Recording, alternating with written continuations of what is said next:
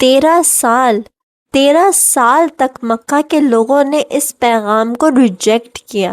لوگوں نے ان پر ظلم کیے، ان پر ہنسا، مسلمانوں کو ستایا گیا.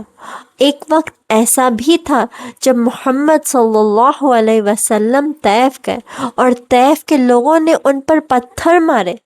لیکن جب زمین بند ہوتی ہے تو اللہ سبحانہ و تعالی آسمان کھول دیتا ہے. حج کا موسم تھا اور ہر سال کی طرح عرب کے مختلف قبیلے مکہ آتے ہیں. انہی میں سے مدینہ کے خزرج قبیلے کے کچھ لوگ مکہ آئے. انہوں نے سنا کہ مکہ میں کوئی شخص ہے جو لوگوں کو صرف ایک اللہ کی عبادت کی طرف بلا رہا ہے. جب انہوں نے رسول اللہ صلی اللہ علیہ وسلم کی بات سنی وہ رک گئے. انہوں نے ایک دوسرے کو دیکھا اور دھیری آواز میں کہا، یہ وہی نبی ہو سکتے ہیں جس کے بارے میں یہودی ہمیشہ کہا کرتے تھے.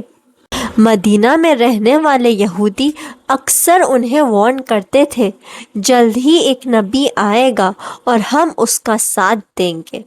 لیکن جب انہوں نے محمد صلی اللہ علیہ وسلم کی باتیں سنی انہیں ایسا محسوس ہوا شاید وہ وقت آ چکا ہے. اس دن 6 لوگ مدینہ سے اسلام قبول کر گئے.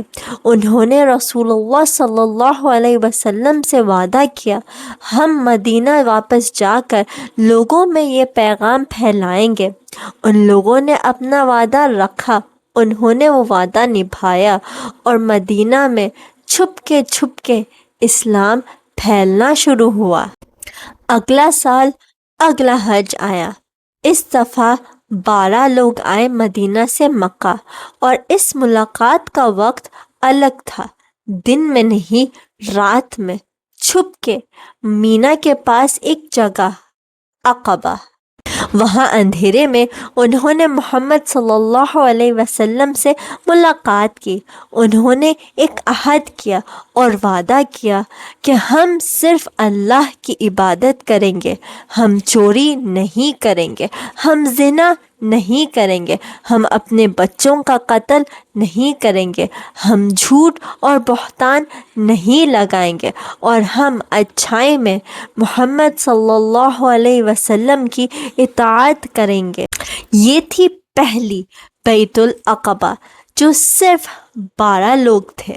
اگلی سال اور اگلے حج میں 12 نہیں 73 مرد اور 2 عورتیں آئی تھیں مدینہ سے مکہ.